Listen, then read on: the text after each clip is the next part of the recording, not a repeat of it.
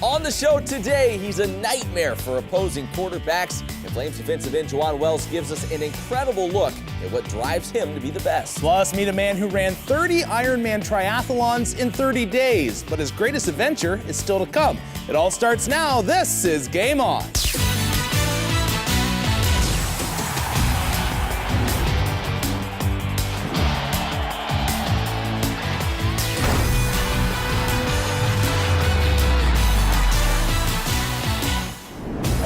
Friends, welcome to Game On. Thank you so much for spending some time with us. We have the usual roster on hand today. I'm Rhett McGibbon alongside Matt Warner, and I hear Bobby Bolig will join us in just a bit. Yeah, I can't wait for that. Right, you know, sometimes you just need a vacation. Oh, you know sure. what I'm talking about. Yeah. And while Liberty football didn't exactly get a trip to the beach, they did have their bye week this past Saturday, and it was a chance for them to rest, reevaluate, and get ready for the second half of the season. Yeah, but before we get to the second half of the season here, let's take a look back at all the fun from the first 5 games of the year, especially the first 3 games. For the first time since 2008, the Flames started off their season 3-0. Everybody remembers that huge win over Baylor, and a large part of that was the play of Buckshot Calvert. Calvert is currently on pace for just over 30 touchdowns on the season, and one of his main targets has been Antonio Gandy Golden. AGG. He has already surpassed his freshman totals with currently 4 touchdowns and 549 yards on the year. The media has paid attention to the Flames as well, with multiple plays making it onto ESPN. Here to talk about the current state of the Flames is Matt Warner and the coach, Turner Gill. Yeah, pleased to be joined by Turner Gill once again. Coach, thanks for stopping by. Good to be here always. Again. You guys come off a bye week. Now, did it come as a good time for you guys? And as a coach, you've been doing this a long time. Is there an ideal time in the season when you would like your bye week to take place? Whenever it comes. Yeah. I would say it's always probably after 4 games. Okay. Anytime after that is probably a pretty good time for it. No matter what's going on at that time, whatever your won-loss record, you really kind of look at it individually as far as by position, seeing what you need to do and how you need to do it. We talk about scheme, we talk about personnel. And so we sit down and kind of break it all down with coaches and talk about what things we're doing well. We want to continue to do that, and here's 1 or 2 things that we can adjust to make us better. So we just worked on fundamentals, and we got our guys rested up a little bit. Yeah, you talk about that. A lot of people will call it, self-scouting or self-evaluation, where you kind of almost try to, how would I coach against myself? Do you spend a lot of time in that, and how specifically do you try to do that? Do you give each coach like his own position group to kind of scout himself? How does that exactly work? Well, we look at it really from all different ways. We look at it from a point of view offense and defensively, more from the schemes. What were their explosive plays, for instance? Look at every explosive play. Look at things in the red zone area. Look at things that you did on 3rd down conversions. So there's all broken down into all different phases. We evaluate that, put the pluses and the minuses, and then kind of again say scheme or personnel. Can we improve? Which one of these 2 we need to make an adjustment on, or we just continue to coach and teach this guy to be a little bit better at it, or we can help ourselves out in the scheme. So it's a lot of detailed stuff there, and we dissect it up pretty good. And again, we just make some adjustments and see what happens. Well, 5 games under your belt, 3-2 record. As you take a look at what took place in those first 5 games, how would you grade your team on both sides of the ball, offense and defense, at this point? Well, I think it's kind of on 2 opposite ends. When I say that in general, just saying the offense got off to a great start, a phenomenal start. Defense got off to a slow start, and now they're playing extremely well. So we're now trying to find that good balance. Special teams kind of been the same way, kind of been up and down. We had some great things occur. We've had some not so good things occur as far as that goes. So if I had to say the one biggest thing that it may be slightly disappointed in is 2 things. I think the one major thing is turnovers. The turnover margin from a defense, we're not getting a whole lot of turnovers. We got 5 so far. And then, our offense, we got to protect the ball here in these last 2 ball games. Then the other thing here is just really in the red zone area. We got to improve on both ends. Well, 11 out of 12 times they've been scoring touchdowns on the defense once they got in the red zone. On offense, I think we're about around 50%, 40-something% where we're scoring touchdowns, and that's not good. People forget maybe that you guys still have a young team, especially skill position guys. Buckshot, Gandy Golden, Hickson, all those guys are just sophomores. As you take a look at that younger group of players that you really rely on a lot, have high expectations being in those roles, how do you feel like they've handled those expectations? And what's the growth? What are you looking for in a second-year player like that? You've been through it as a player. Where do you see that growth and maturity come? Well, have you improved from the first day you stepped on this campus to where you're at today? and have you been on the incline versus the decline? And that's all the simplest way you can look at it. You're going to have a little bumps, if you want to call them that. But are you still on the incline? At the end of the year, are you on the incline or decline? It's simple as that. So that's how we evaluate. I evaluate our coaches and also evaluating our student athletes as long as you continue to improve and you're doing it on a consistent basis, then we're good to go. Well, Coach, good luck. We appreciate the time as always, and we'll talk to you again soon. All right. To God be the glory. That's right. Rhett, back over to you. Thank you, Matt. You know, for most people, the thought of running a marathon is a tall task. However, for some, it's the most invigorating aspect of their life. As you're about to see, for former Flame Jaime Asuaje, he believes the greater the distance, the greater the gain.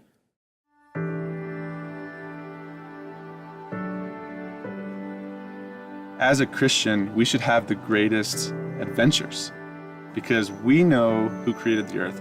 We know who created pleasure, and we know who created these things that make us feel really good. The more things we do, the more people we get to talk to, the more lives we get to invest in, and the more people we get to tell about where adventure comes from.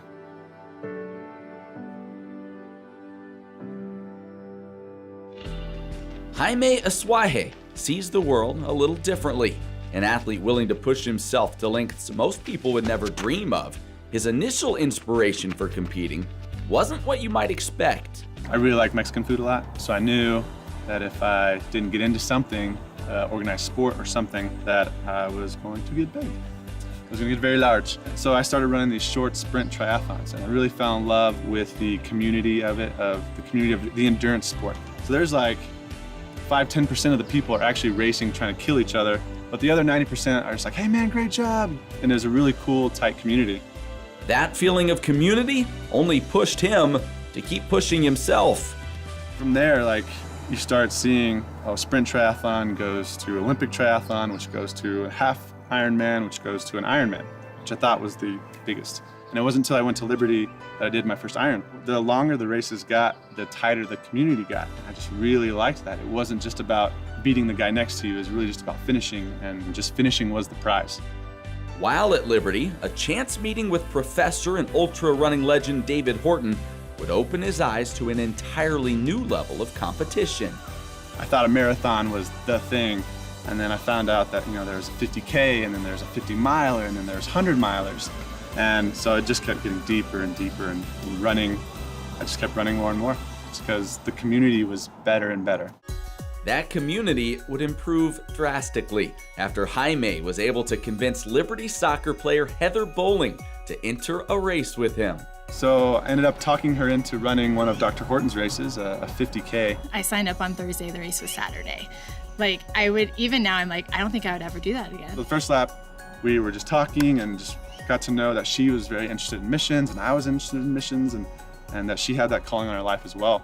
And so somewhere in that lap, I was like, dang, I gotta date this girl, because she is really awesome. The Lord knew that I needed to run this race because it would change my life and move it in a completely different direction. It's really cool to be able to look back at it now and be so confident that the Lord had a purpose. Part of that purpose involved getting married, as the couple would in 2012. And it would be shortly after that Jaime would first hear of the race to end all races, the Triple Deca, 30 Ironman marathons in 30 days, something that had never before been accomplished. But I just couldn't get it out of my head. I was like, man, Triple Deca, that's crazy. That's gonna be insane. 30 Ironmans, 30 days. All right, let's try to do this. The race would take place in Italy, with 31 people attempting to complete the month-long trek that totaled roughly 70 miles swimming, 3,300 biking, and 786 running. That's like traveling the distance from Rome to New York. I knew he was one of the most mentally tough people I've ever met, and I don't think there was ever a moment that I thought that he wouldn't have accomplished it. Although Jaime can't say the same. I called Heather after the first day, and I said, Heather, I can't do this. I'm not gonna finish this. It's way too hard. And the first 4 or 5 days, it was total breakdown of the body. As you can imagine, going 15, 16 hours every day, it's not a lot of time to recover. So body was just destroyed. But he would press on, encouraged by the fact that Heather would join him mid-race, and encouraged by his faith in God. I got to spend a lot of time with just my thoughts with the Lord on that. I don't usually run with iPods or anything, and so I just had a lot of time, a lot of thoughts to myself, a lot of time with God, just talking and praying and just asking Him to help me through this. Of the 31 people who entered the race, Jaime would be one of only 8 to complete it, the first 8 to ever finish a triple deca. These days, Jaime and Heather live in Colorado Springs and still participate in ultra running events, but their true passion is spreading the gospel. Currently, Jaime is a youth pastor while the couple prepares for another adventure, heading to Peru as missionaries in 2018. I was just talking to Heather the other day about it. It's kind of weird that we just know how to drive in our area. It's like, we're about to go to a place where I'm not gonna have a clue how to even get to the grocery store or having to get to where to get gasoline. But to me, that's really exciting. I really enjoy that, to find those steps, because I know God's got some interesting plan, whatever it is. I get really excited for that. I feel like He has totally prepared us for this next adventure. It is really exciting, and I feel so prepared to go and feel like the Lord is definitely pushing us in that direction. And for a couple that knows about adventures, this promises to be the best one yet. I know that God has made us and has helped us through certain things, and that has gotten us through certain things. And I know if I rely on that strength that He provides, that I know that we're gonna get through those hurdles. We're gonna go to this new place, we're gonna have to learn some language, we're gonna have to learn how to get around, but it's exciting because I know God's gonna bring us through it. An update to this story. Always the adventurers, the Azwajes, just completed a biking trip across America. One last endeavor before they begin their missions work in Peru this January. If you'd like more information on the work they will be doing and how you can help, just visit southamericamission.org and search Azwaje. Well, the Liberty archery team was on target this past weekend as a trio of Flames archers took home a national title. Competing at the United States Collegiate Archery 3D National Championships in Carrier Mills, Illinois, the team of Jason Lynch, Spencer Foster, and Lewis Boyd shot their way to a title in the men's 3-man bow hunter competition. It marked the Flames' first team title in 5 years. They weren't the only success story, though, as Liberty also claimed a third-place finish in a women's basic bow team competition. Safe to say that program is hitting the mark. The women's soccer now, the Lady Flames earned a tough road win at Presbyterian on Wednesday. The lone goal in the game came on a penalty kick off the foot of Jennifer Noble. It was her first goal of the year and obviously a big one. The win keeps Liberty atop the Big South standings, and the shutout means that LU is now tied a program record by allowing a grand total of 1 goal in their first 6 conference games. That's stingy. Still to come, he's a nightmare for opposing offenses to deal with. Liberty's Juwan Wells shows us what it means to be part of the D-line dog pound. And a brand new Warm, Hot, and Fuego that will change your life. That's when Game On returns. Welcome to Liberty University. We are so glad that you are here. We hope that while on campus, you will experience God's goodness and recognize His abundant blessings and faithfulness. From our thriving academics with over 200 programs and our close-knit community to our state-of-the-art facilities and residence halls. You will see that the Lord is integrated into each part of this university. Fun and excitement also await you here as you attend football games, basketball games, concerts, campus community, convocation 3 times each week, and much more, while developing relationships that will last a lifetime. Each of us has a different path during our time here. But we have at least one thing in common. Not leaving this university the same as when we came. I love this school. I love this school. I love this school, and I hope you will too. Welcome home. Welcome home. Welcome home.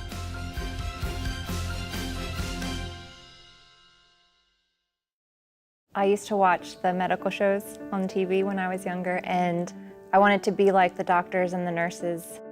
But I think nursing was a really good fit for me because of the holistic approach that they take. There was a point in my nursing career that I was ready to go back.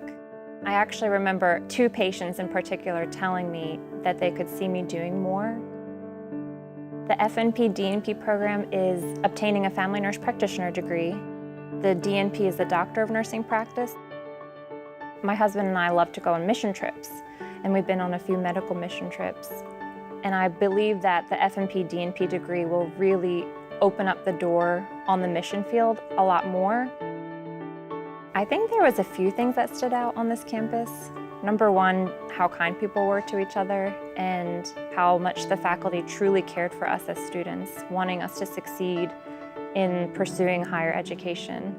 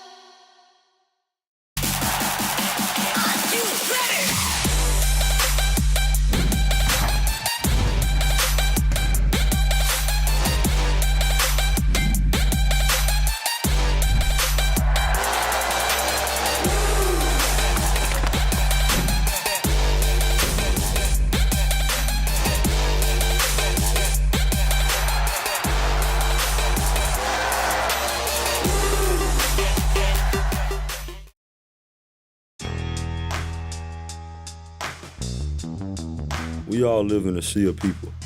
Every day we interact with hundreds, maybe even thousands. Together we are all given choices, decisions we make every day. Where are we going to lunch? What phone plan is best? How to spend our time?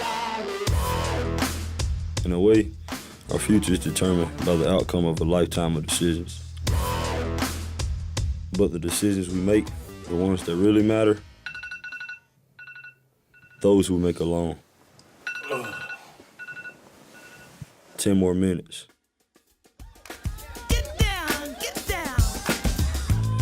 10 more yards.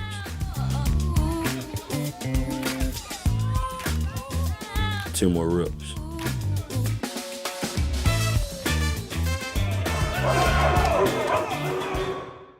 Coach calls us the dog pound.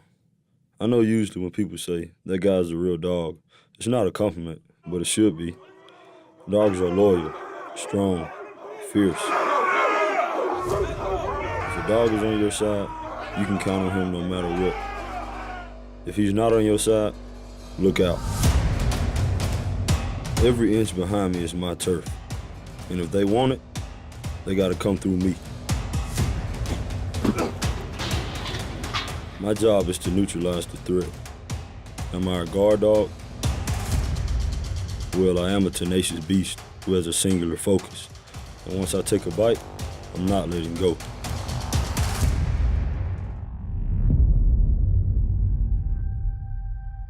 It doesn't come easy. Nights are late, mornings are early, but victory is worth it.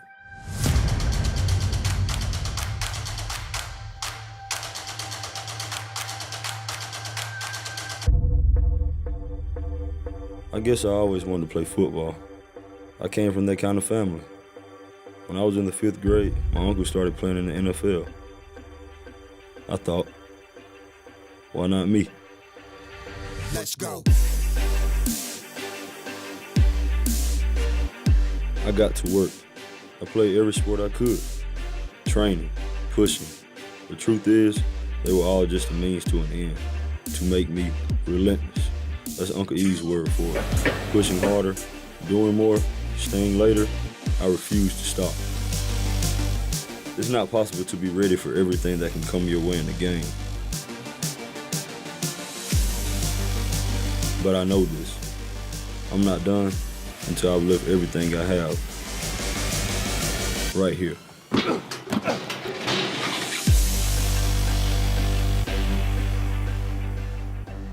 Thanks to Mike O'Neill and a cast of 10s that helped produce that piece. Thanks to Jawan Wells himself for taking the time. That was some good stuff. All right. You know what time it is. Time now for Warm, Hot, and Fuego. Top 3 athletic performances at Liberty this week. Rhett, give us something good. Start with Warm. Warm. That's a good place to start. Amaya Williams here, a freshman setter on the volleyball team.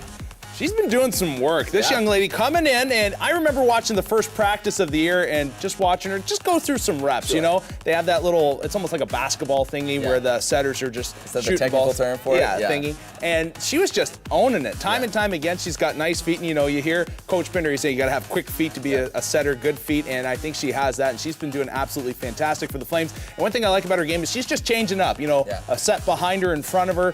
You can tell the defense doesn't know exactly where it's going to go. She's placing it well, so she's been really instrumental for the volleyball team here in some of their wins lately. One thing you may not know, Rhett goes out and lurks at teams' practices to pick up these little tidbits. So that's where he gets all his information. I actually was a high school volleyball manager, too. I had no idea. Yeah, water you bottles. have to have good feet for that, too. Yes, you so, do. Yeah. All right, Quick. From warm to hot, what do you got? Mickey DeMoran here, men's golf. This guy, he had just an absolutely fantastic time at the first American Mortgage Intercollegiate Tournament. He went 6 under par for the whole tournament, but then on day 3, he went 4 under. So like he made a run there at the 6 end. total, and he had one of the best days in that whole tournament, and this was his top finish as a Flame, so good work by him, and just the Flames. And he was a transfer that came into Liberty, and he's just gotten stronger and stronger as time went on. A lot of talent on that golf team. Keep an eye on them as we move throughout the season. All right, finally, in Fuego, who earns the honor? Remember, football team off this week, so who's earning the honor this week? Right? Women's soccer, I'm so stoked up right now for Isabella Habuda. It just makes me want to crack open some maple syrup and chug it. Fellow Canadian. Yes, you got to get the good stuff. Listen to this. 5 goals in 5 games. Crazy. And then the streak ended just this past game that we were talking about earlier. But at one point, she was the only goal scorer during those matches. So in those 5 games, she was the only one that scored goals. So those 4 wins and 1 tie, thankful to her that her boot was on fire and just knocking things in. And she's just got great command of the ball. Like, you watch her in games and she's just, I say it's connected by a string, puck on a string, I guess soccer ball connected by a string, whatever you have you, but she's just wheeling here and there, passing off, driving to the net with a vengeance. I absolutely love it. And as they say, Habuda Matata. What a wonderful phrase. So congrats to her. She is in Fuego. Thank you, Rhett. Still to come, our own Bobby Bolick sits down with Flames running back Frankie Hickson for another edition of Flames Fill in the Blank. Don't go anywhere. You might have heard some things about Liberty University, like how we're just a little Christian school in the middle of nowhere. And there's nothing to do here. I mean, come on. You know us. Boring. Boring? Yeah. They say we don't work as hard, think as hard, try as hard. I object. The truth is, well, we might surprise you.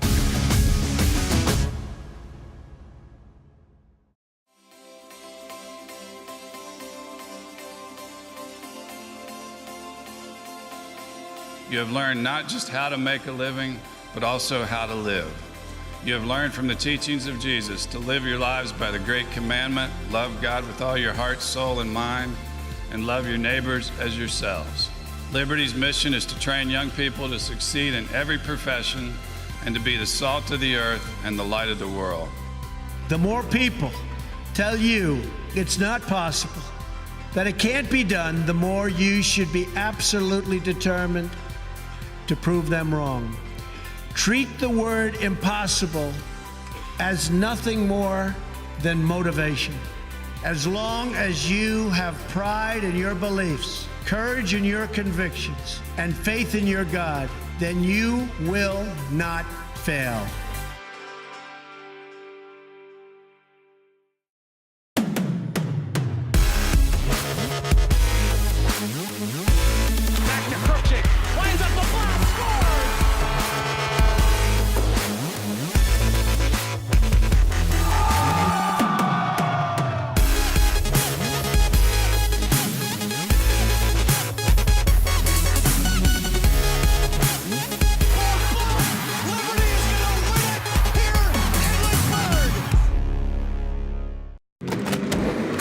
William Byron, Liberty University student and Xfinity Series driver of the number 9 Chevrolet. Since William was a child, he dreamt of racing. His continued partnership with Liberty University means he's able to pursue his college degree while chasing the checkered flag. Look for William Byron and the Liberty University number 9 Chevrolet on race day during the Xfinity Series this season. We the people We are innovators, dreamers, leaders. Yeah, we feel pain. We get tired, but it won't stop us. God's call is our pursuit, and we will champion His name.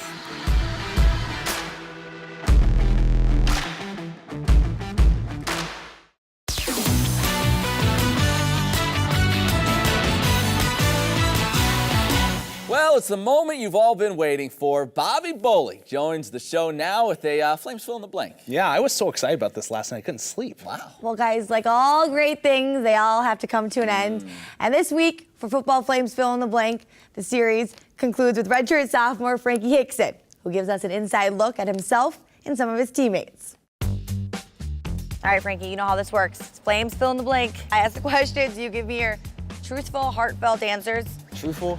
Heartfelt, everything you got. Are you ready? Yes. All right, Frankie, if you had the choice to pick your college roommates and the options were between Tim Tebow, Tom Brady, Odell Beckham Jr., and Gronk, who would you choose? Gotta go with Odell. He's Odell. a hard worker. He's always on the field, always doing extra stuff to make himself better, and it would be great to have a partner like him. And he's got a lot of personality. A lot of personality, a lot of fun, Naturally actually boring. enjoying having football and laughing all the time, dancing all the time. All right, I'm gonna set up a scenario for you. Okay. If you were on a deserted island and you get to pick one of your teammates here at Liberty to be stuck on that island with you, but you're trying to survive here. Trying to survive. Okay, who are you picking? Definitely David King. He can hunt a little bit. He can be a survivalist at times. He's definitely the guy to go to. Okay, if you could get dinner with anyone in the world, dead or alive, who are you choosing? Barry Sanders. Barry Definitely. Sanders. I've got to pick the mind of Barry Sanders. All right, Frankie, you get to ask Barry one question, just one. What are you asking him at dinner? What it was like to be in the pros and be the heart and soul of the team. All right, we're gonna talk a little bit about your teammates. Okay. Who's that one teammate that you do not want to be behind in the buffet line? That you are making sure you are in front of him so you get supper before you head back? Duff is eating the whole thing. Duff is taking care of it. He's putting the food down. Okay, I'm expecting big things from Duff because every single person has said his answer. So who is the best Madden player on the team? Who's got game? For now, I'll go Carrington Mosley. I'll go Simo. Okay, this seems like a pretty big topic. Is Madden a pretty big thing? Huge thing. Okay, there's Huge a lot on the thing. line Either here. you're playing cards or you're playing Madden, one of the two. And this is serious stuff. It's serious stuff. Yeah, I can tell. People are serious about it. Now, who is the toughest guy on this team? Ralph. Now, who's the guy who thinks he's the toughest? You know, there's always that one guy. Lucas Irons, probably. Lucas Irons. He's been the Lucas. common answer. All right, who's the biggest trash talker on the team? Lucas Irons. Lucas Lucas Irons is the Irons. biggest trash talker. Oh my God. All right, Frankie, thank you so much for taking time to sit on Flames Fill in the Blank. Thank you. Thanks again to Frankie Hickson for sitting down with us. Now, guys, I want to get this straight. Okay. Football season's over, but... For you, not for them. Yeah, for you. Football season Yeah. for the Flames Fill in the Yeah, Blank yeah, is yes. over, but we got winter coming. That means right. we got basketball to look forward to. that'd be fun. Yeah. We got some more Flames Fill in Can't the wait Blank for in that. the future, so stay tuned for them. Well, if you want to see the old Flames fill in the blanks, go to our website, gameonlu.com. You can check them all out there. And don't forget social media, Facebook, Twitter, Instagram. Search @GameOnLU. You can find us in all sorts of great content there. Well, for Bobby, for Rhett, I'm Matt. Thank you so much for watching this week, and we'll plan on seeing you right back here next time at Game On.